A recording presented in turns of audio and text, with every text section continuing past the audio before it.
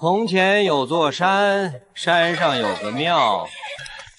小祖宗啊，你天赋异禀，怎可如此虚度光阴？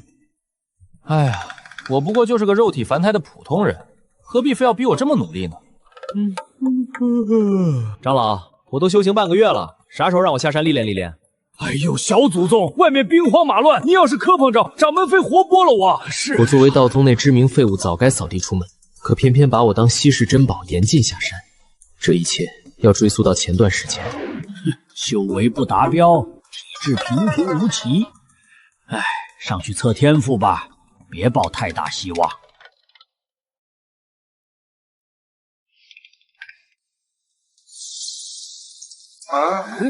石头年久失修了，再换一块，再换，换！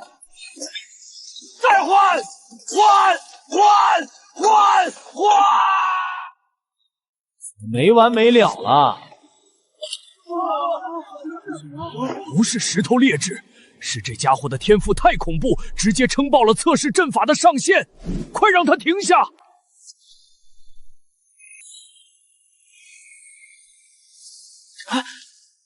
拜见师祖！竟然天生奇才，从今以后你便是我的弟子。就这样，我莫名其妙的成了道宗辈分最高的存在。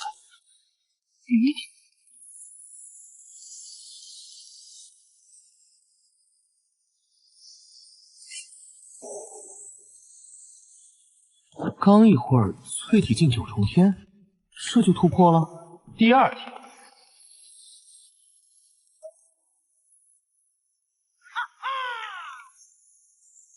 这就突破了炼气期9重天。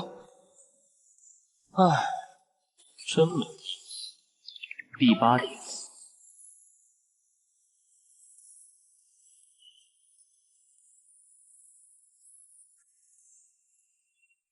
筑基期9重天，第9天。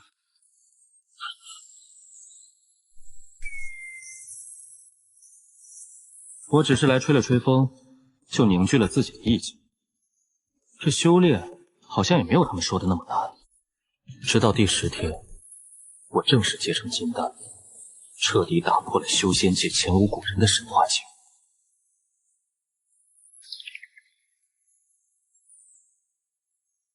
没意思。没想到我们宗门出了这么绝世天才，我宗要飞黄腾达了！就在所有人摩拳擦掌，期盼着我继续高歌猛进，带领道宗称霸天下时，我开始摆烂了。从前有座山，山上有个庙。百无聊赖。小祖宗啊，你天赋异禀，怎可如此虚度光阴？哎呀，我不过就是个肉体凡胎的普通人，何必非要逼我这么努力呢？什么？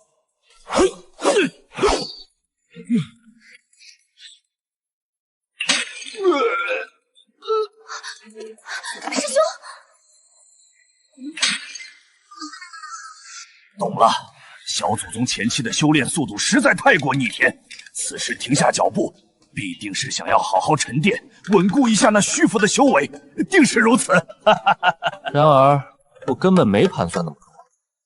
中午吃什么好呢？突破跟喝水一样简单，这破仙修的还有什么意思？真是乏味透顶。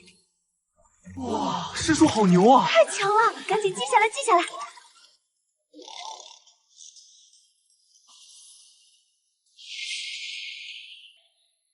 这是灵雨，灵雨，这是巧合，一定是巧合。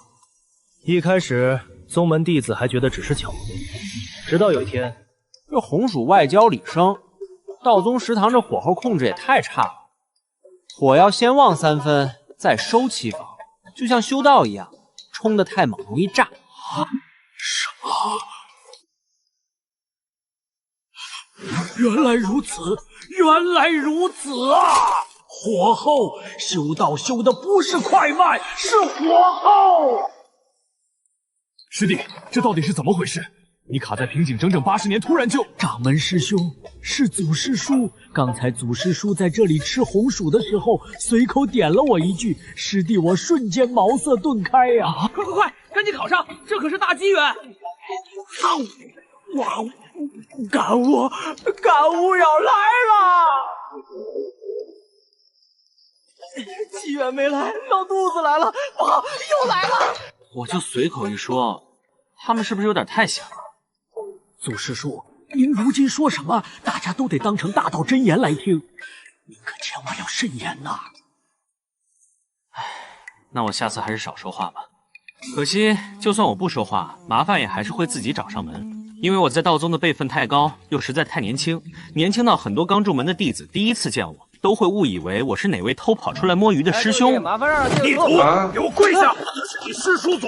师叔祖，你长老出关了！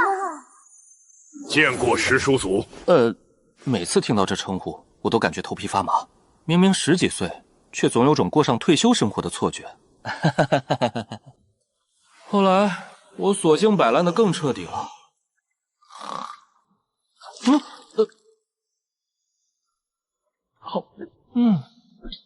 看烦了，就跑去逗那些刚入门的小姑娘。师侄女，你这剑拿反了。还有你，结印的时候手太僵，修道不能这么绷着，得像我一样放松。也不知是因为我的话，还是因为我这张脸，反正自从我开始在各峰乱晃后，道宗女弟子们练剑的热情明显高涨了不少。拜见师叔祖，好幸运！很多连陈客都懒得起的外门少女，如今大清早就跑来山道边练习，就为偶遇一下。师叔祖这般随性，宗门内的年轻弟子们倒是活跃了不少啊。这一切我都看在眼里，我很担心。掌门师兄可是带坏了宗门风气，其实无妨，年轻人嘛。我不是担心他带坏风气，我是担心有人把他拐走。若是被其他宗门那些不知廉耻的圣女妖女盯上，防不胜防啊！百丈，那连脸都看不清了，你们就是西门贵。我天不亮就去练剑还有什么意义？我的心好痛。哎呀，掌门，百丈是不是太远了呀？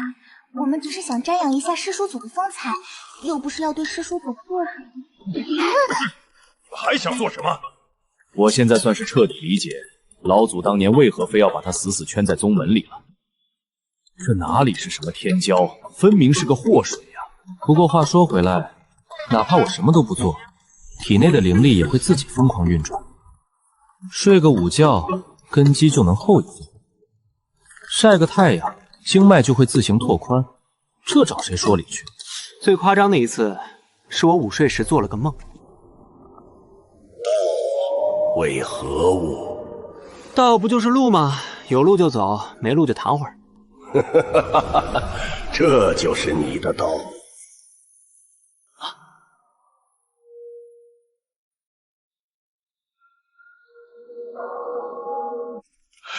怎么回事啊？九声钟鸣，这是有人触及大道共鸣的意象。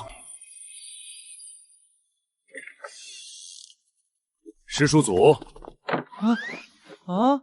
怎么了？这么大阵仗？祖师叔，您方才做了什么？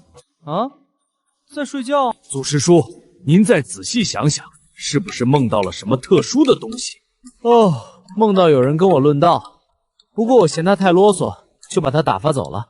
梦中论道，那是大道留痕，那是亿万人穷极一生也不能遇到的绝世机缘，居然因为困了给打发了。仅仅是因为听说那小子睡觉触发了大道共鸣，这3个平日里自诩心性坚韧的年轻弟子，竟道心失守，直接走火入魔。花儿，你可知自己为何如此特殊？不知道，我就觉得你们修炼的太复杂了，明明1步能做完的事儿，偏要分成10步。我究竟该不该告诉他真相？连老夫自己也拿不准他究竟是什么，是先天道胎，是万古不出的悟道圣体，还是某位古老存在转世？甚至道宗古史里还记载过一种更离谱的天生道种，天地自行孕育的道之容器。如果真是那样，他已经不是简单的天骄，而是这个时代的变数。无论如何，在你彻底成长起来之前，绝不可轻易下山。为什么？我在山上都快呆发霉了。因为山下有人想要你的命。可是我又没得罪谁。唉，有些时候你活着就是得罪。对，危险归危险，但这山上实在是太无聊了。不行，得琢磨琢磨怎么偷偷下山。咱们这护山大阵晚上一般会开几层啊？问个事儿，西北角那道偏门今晚是谁在守？只是咱们这儿有没有什么易容的功法？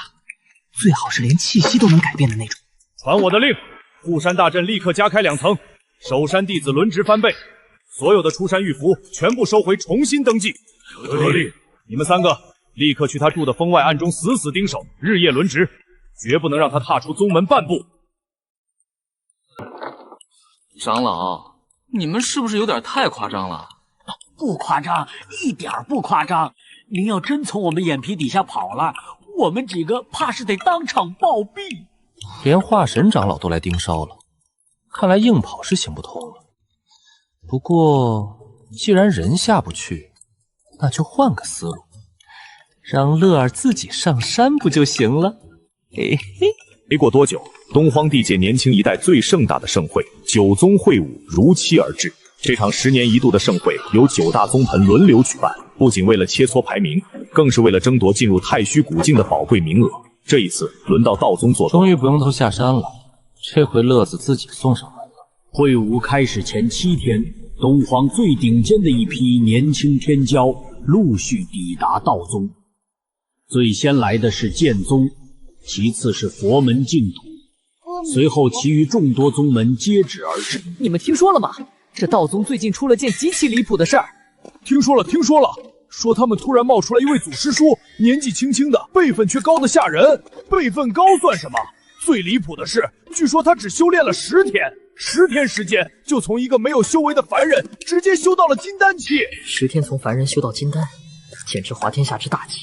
我顾长风苦修100年，历经无数生死搏力，才修成剑心通灵，如今也不过是金丹大圆满。修仙哪有绝境？说到底是空有噱头，道场便会露出马脚罢了。刚到这儿就听说有人10天追上他的100年苦修，这谁受得了？肯定是假的吧？我也觉得不太可能。吹不吹？去看看不就知道了。会武开幕前夜，一群顶级天骄悄悄摸到了问道峰。他们心思很简单，先偷偷看一眼，若传言属实，那便记下；若传言不实啊，那道宗这次怕是要丢大人了。那位就是我们的师叔祖。就这。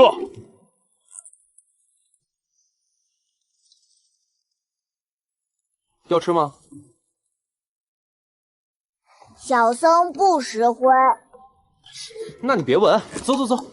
啊，这你真是10天结丹，差不多吧。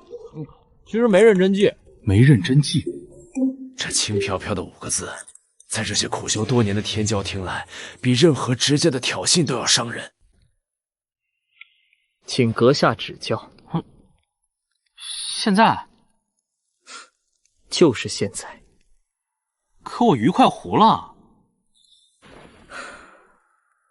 只出一剑。行吧，那你快点。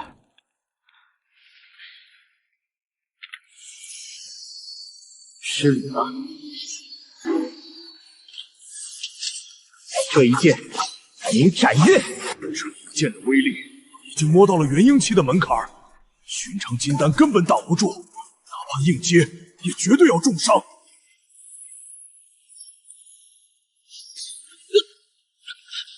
什么？你剑挺好看，就是太绷着了。多谢指点。阿弥陀佛，我的佛祖。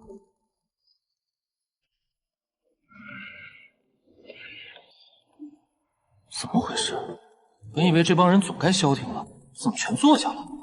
看我烤鱼能悟道不成？还有事儿？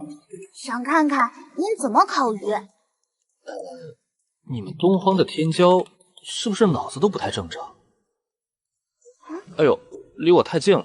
第二天，顾长风紧急闭关，竟直接突破平检。小和尚只是静坐，竟直接幻化金身。消息一出，整个九宗都炸了。这两位顶尖天骄，无疑都是被林峰点过之后才突破的。自家这位还没正式出手，只是烤了条鱼，就把别家道子圣子给烤突破了，这谁能不骄傲？真是宗门福音啊！好了，这种时候还是要收心谨慎，做好完全准备。师叔祖，今日会武正式开始，还请您坐这主位旁镇镇场子。太晒，不去。前辈，您就当走个过场。怎么来来回回还是那些招式？你们修士打架就不能多点新意吗？道宗师叔祖既然如此看不上我等手段，不如下台指点一二。什么？这家伙也太不知死活了！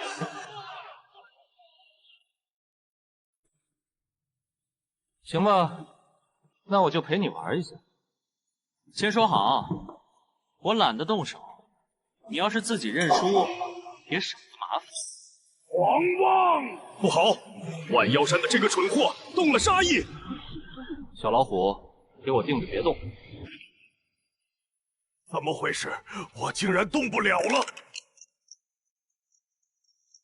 我都说了，我一动手容易显得你们很弱。出法随的雏形，这怎么可能？他根本不是普通的天赋高，他是与这片天地有着天然的契合。若放在乱世便叫天命本身。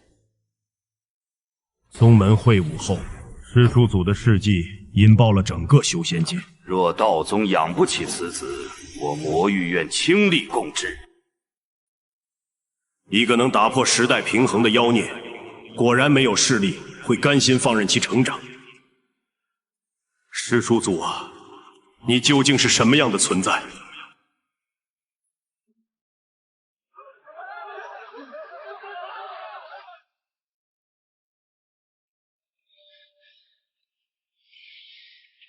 又怎么了？大半夜的还让不让人睡觉了？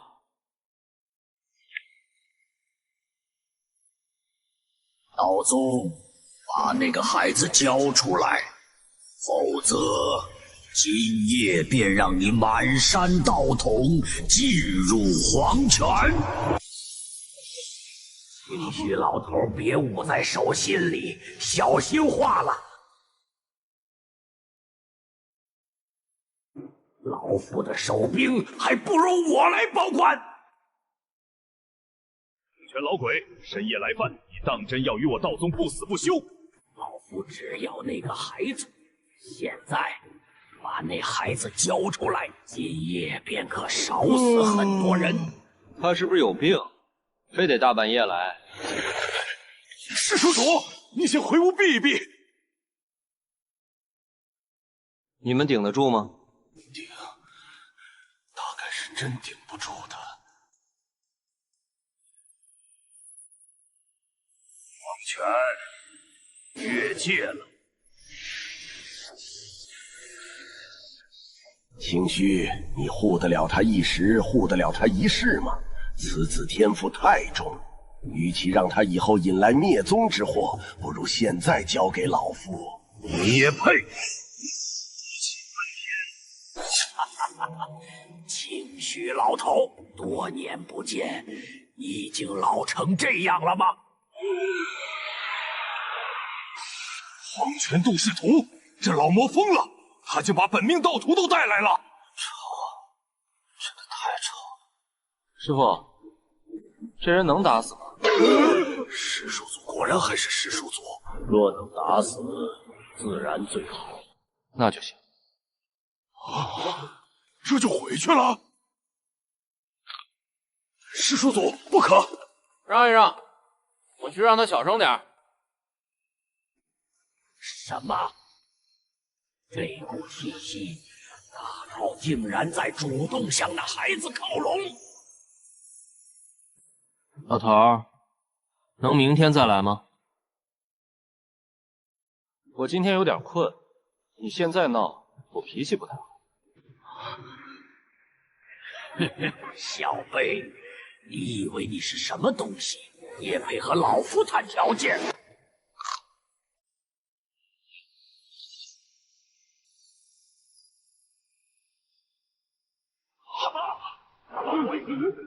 这小子竟然能驱使大道根源，这不可能！你身上明明只有金丹波动，怎么可能？我都说了，我今天很困。不可能，根本不可能！这种人早就被磨除了，我都动不了了。算了，还是快点结束。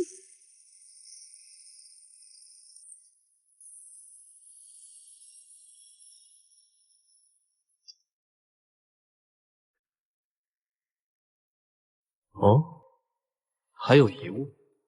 徒儿，你刚才做了什么？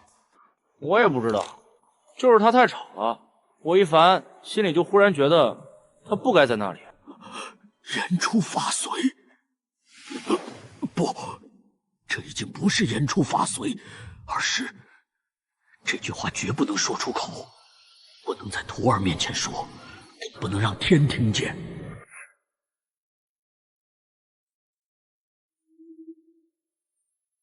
到底怎么回事？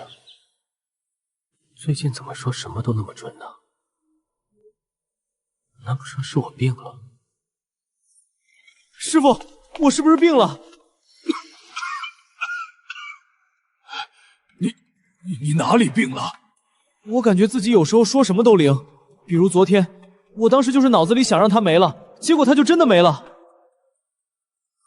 徒儿，你先牢牢记住一件事。什么事？以后千万别随便许愿。为什么？因为万一灵了，别人可能会死。原来我这诡异的能力，比我想象中还要危险得多。昨夜那等毁天灭地的事，这小子要是还当成拍死一只蚊子般随意，那才是最可怕的。必须查清他的底细，这是道宗开蚌祖师留下的东西，他照不出肉身容貌，只照本源。昨日之事太过诡异，为师也该真正看看你到底是什么。行啊，其实我自己也挺想知道的。镜子开始运转，散发光芒。可此时出现在镜中的，并不是任何有形的事物，而是忽然撕开一个空间，一股强烈的吸引力袭来。神魂要吞噬这个诡异的力量，竟然是……师傅，这是什么？不是体质，也不是血脉，你根本就不是某种特殊的人，你像是……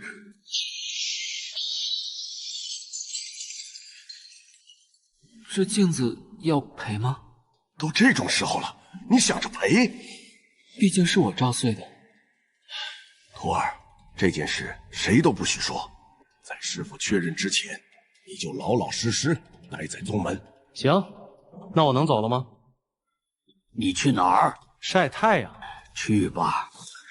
林峰刚离开禁地，就被熙熙攘攘的人群围住，全宗上下都在密切关注着林峰的一举一动。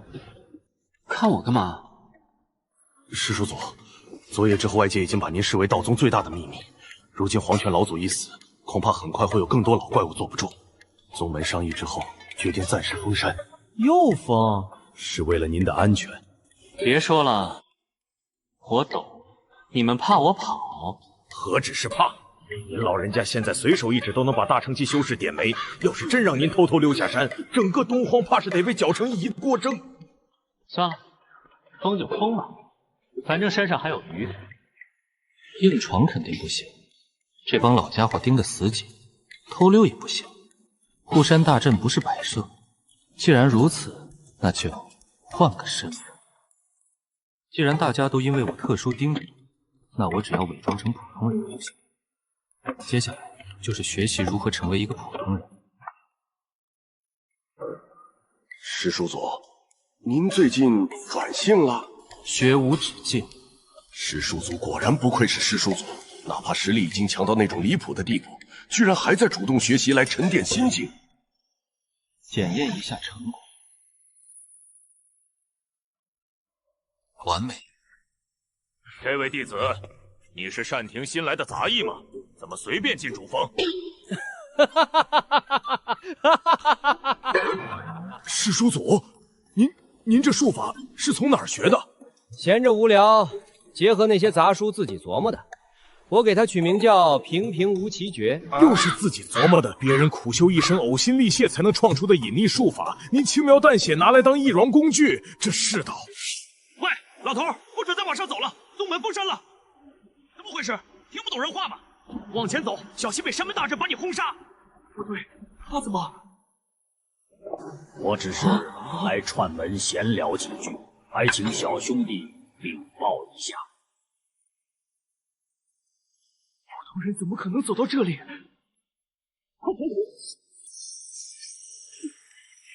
阁下何人？算命的。道宗已封山，不见外客。我知道，我不是来见你们的，我是来见那个孩子的。阁下请回吧。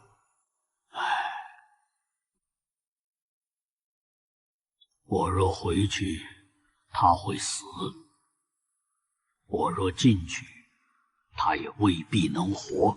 你们现在最好让我进去，因为外面那群真正想杀他的人，很快就要到了。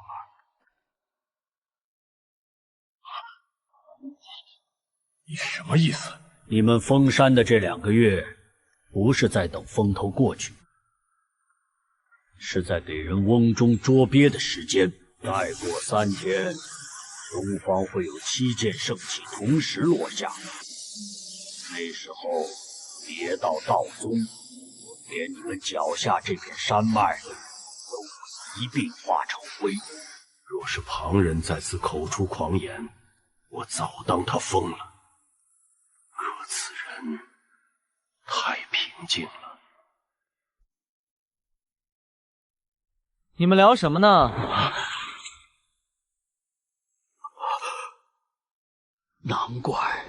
难怪我什么都算不清。你认识我？不认识，但我算了你3次。第1次算盘碎了，第2次挂盘裂了，第3次我的眼睛没了。你算我干嘛？因为我师门最后一卦算到东荒会出一个不该存在的人，所以我想看看你到底是什么存在。我是人。好，那我想看看你到底是个什么人。拿着，慢，这是我来见你的原因。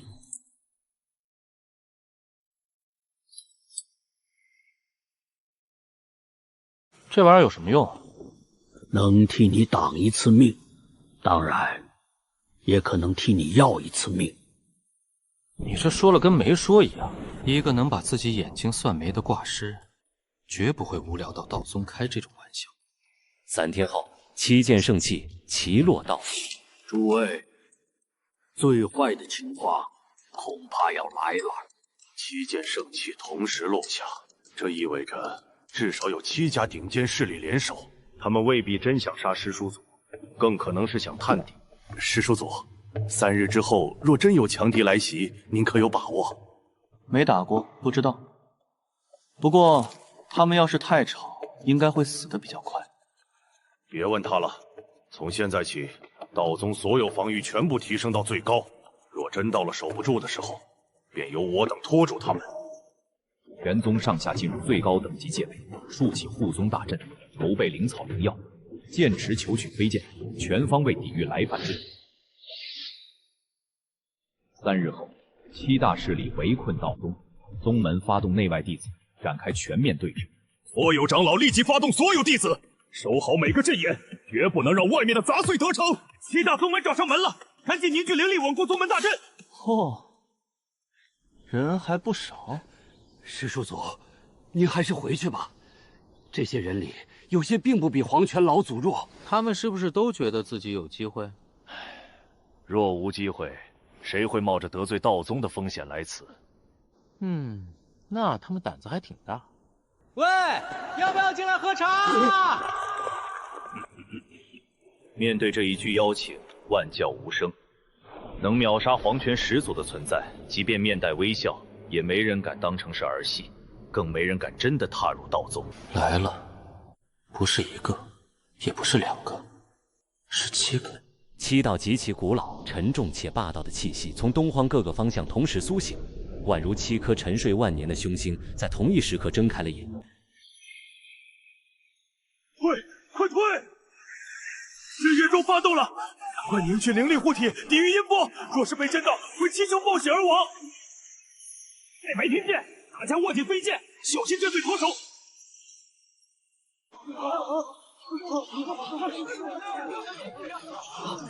太白天剑，九转佛陀塔，东周佛教竟然也来抢人。黄泉老鬼死了，黄泉渡世图竟然还存在，这群癫狂魔修，我的脑袋要炸了！这是七世古族的上古法宝红界杯，没想到为了今天能把家底都搬过来。道宗赶紧交出此子，切莫与正道作对。7家圣器旗帜，他们还真看得起我道宗。不是看得起道宗，是看得起他。清虚，今日便是最后期限，若还不交人，莫怪天道无情。诸位是想与我道宗开战？道宗若交人，便不算开战。不可能！那便开战。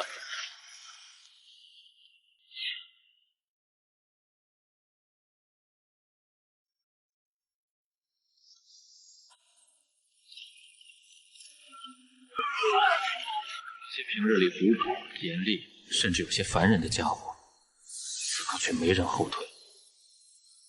道宗这些人好像也没那么讨厌。徒儿，走！本来还想再忍一会儿的，可他们老是砸我家。师父，这里早就是我的家了。我为宗门招惹滔天劫难，不能总让你们挡在我的面前。没想到我竟然惹得神州大乱，若是再摆烂，那就真对不住宗门师兄们。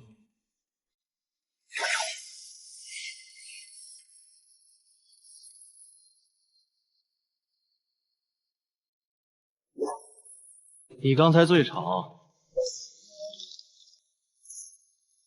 退！快退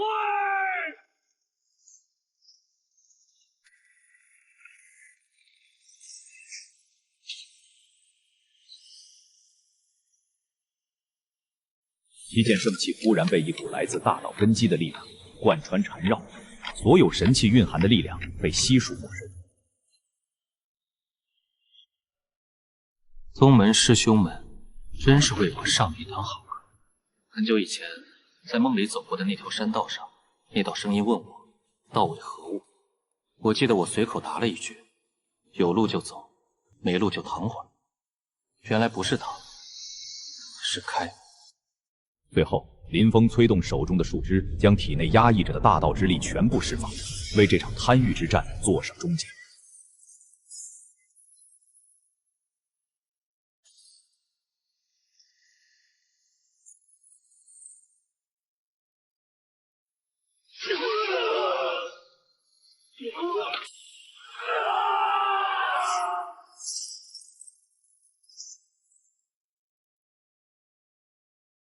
这一刻，天地间再没有谁敢将他视作一个少年，更没有谁再敢生出半点抢夺圈养的贪念，因为他身上显露出的是足以凌驾一整个时代的绝对力量。这位师叔祖好像真的有点太夸张了。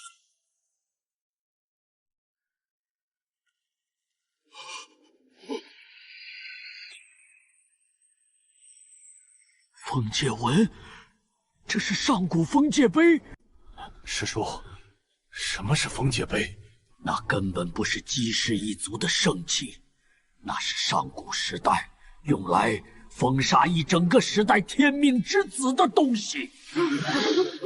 耳朵好痒，这个碑中好像有传出一群人嘟囔说话声。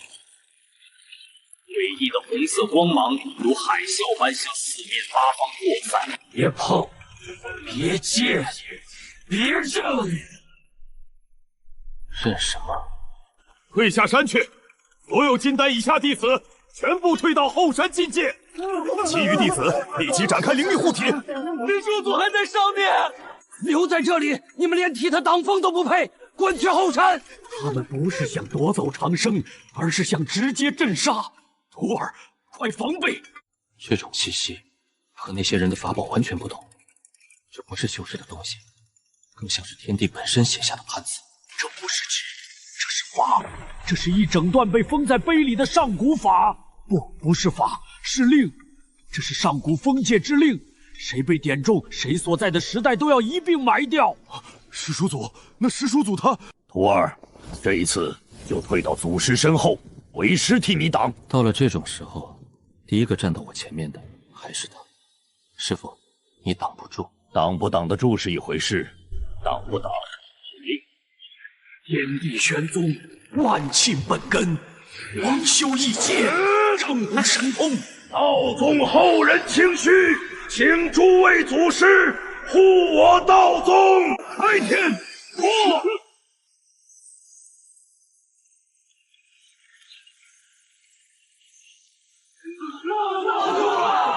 老祖为我！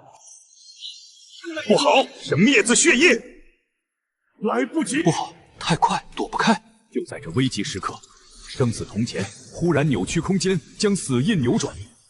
我终于明白了，那瞎子给的铜钱不是替我挡一次灭，而是替我移一次灭。如果刚才那道灭字没偏，我大概真的会有点麻烦。瞎子，这次算我欠你个人情。第3个字来了。是绝字，3字血液最后一字，小心3字中它的威能最大。还是赶紧结束吧，时间并没有停止。但一切属于他们的力量，都像突然失去了继续往下走的资格。我让你们滚！快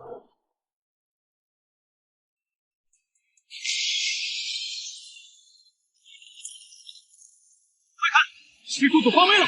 七祖祖果然厉害！来，这杯怎么回事？3字血印，封界碑应该碎掉，怎么还会继续释放气息？这不是针对某一个人，这是唤醒旧秩序。上古封界之手要重新落回这个时代。若这血印彻底成型，东荒年轻一代全都会被锁死。即是古族那帮疯子，他们要拉整个东荒陪葬吗？快跑，再不走就来不及了！动手，趁血印没成型，毁了那块破碑！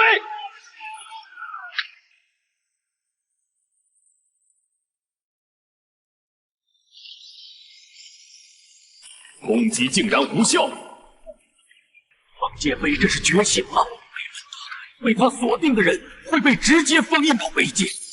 终于，谁？别让它全部亮起来，那不是给你准备的碑，那是给你这种人准备的坟。别去看！这个碑中好像有众多哀鸣。他们在向我求救，被拉进来了，这里就是碑界。又一个，你是谁？执笔人代天收卷，代古封界，代诸事，埋进不该存续之人。这套清除机制，专门用来抹杀连时代都容不下也掌控不住的怪物，而我显然就在此列。听起来。你们好像很有经验。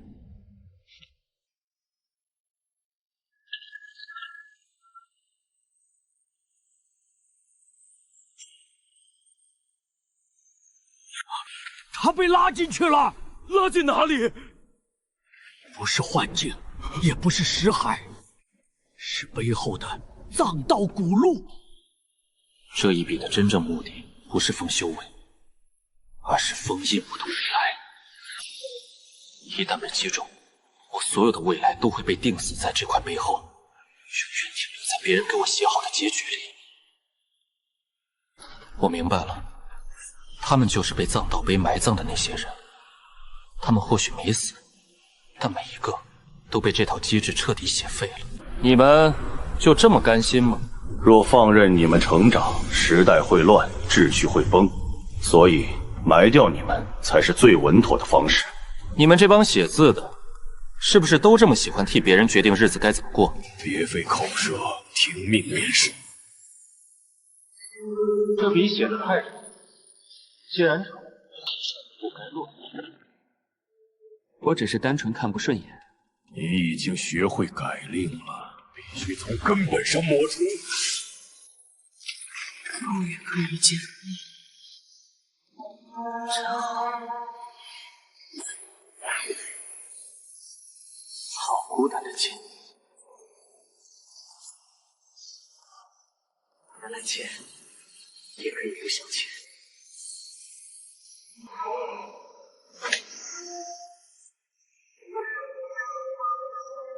如熙，他没有真正杀他们，他只是在给这些被时代囚禁的人一个迟来的解脱。你在坏规矩，那又怎么样？规矩这东西，不合适的时候本来就该改。找死！这一笔写的太全，几乎不给任何例外留下生存的空隙。小子，果然是天生道种，这大道本源就交给你了。这是薄荷种，可它为什么会出现在这里？阿峰，这是母亲的声音，不是回忆，不是幻觉，是当年陪我熬过冷宫岁月的那个真实的声音。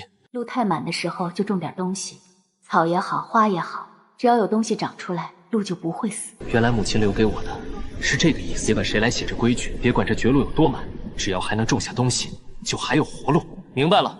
明白什么？你们写的东西太满了，郑重而轻柔，满得连一丝坚硬冰冷的赤红活气都没了。既然如此，那我给你松松土。那是你随便放个小苗就能生根的，别徒劳抵抗了。天地玄生道者，化人为主，名满四方。想非界人造，是不可能，此地无生。所以我才种。天道孽种，敢破坏卑界，赶紧住手！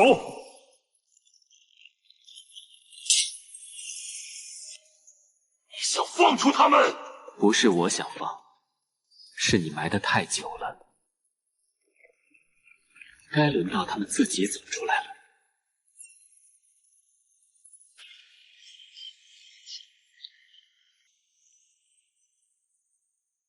真是压抑了7万年，感谢兄弟大义处理。真是好长一段冥想，又见面了，执笔人。你们已经死了。可我们从来没服过。贫僧早该圆寂，只是一直被压着，不得自在。既然都死过一回了，那再反一次，又有什么好怕的？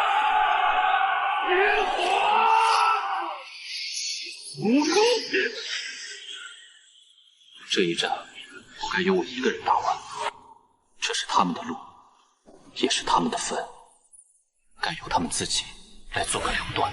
这群残害大道的所谓天灭子，别妄想对抗我！能反能脱，却始终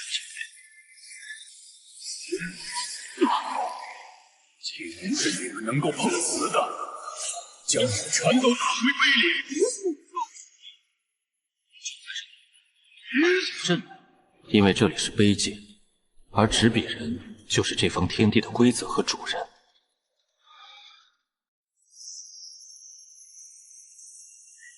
你以为靠种一点东西就能改掉整座卑界？差不多。反正写东西我不会，种东西我挺擅长。一个破锄头还想颠覆卑界，真是滑稽！不对，住手！快住手！四处。那里没有坟墓，没有炼狱，没有阵法核心，只有一块极小、破败，甚至长着几根杂草的荒田。原来千万年前，便有人在这卑界中留下自己微不足道的意义。数不尽的豪杰大名相继传递这丝微不足道的意义，直至我的手中，这世代前仆后继传递的便是大地天上。你果然最怕这个。你做这些会让整个大道，给我住手！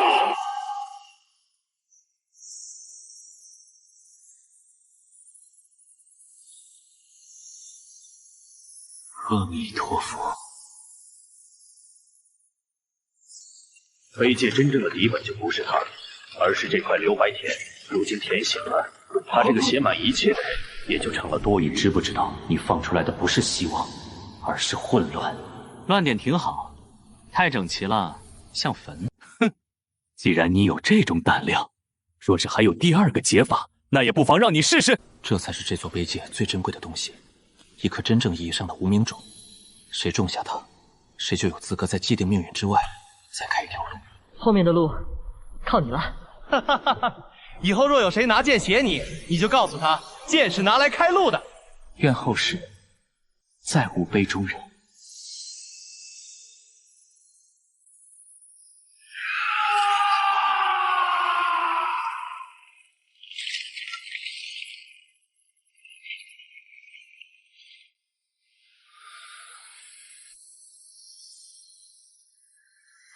师叔祖都打成这样了，你们怎么还不？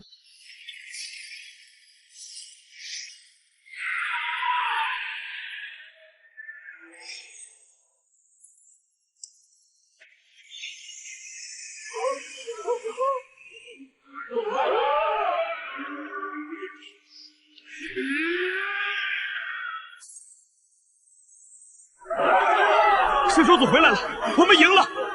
回来吧，外面风大。好。至此，围绕争夺天命之子的大战终于告落，世间迎来久违的宁静。道宗在这之后进行了长时间的调养恢复，对于林峰来说，日子仿佛回到了从前。师叔祖，您如今已经强到那种地步，为何还是这副模样？路都给你们翻开了，剩下的自己走。啊，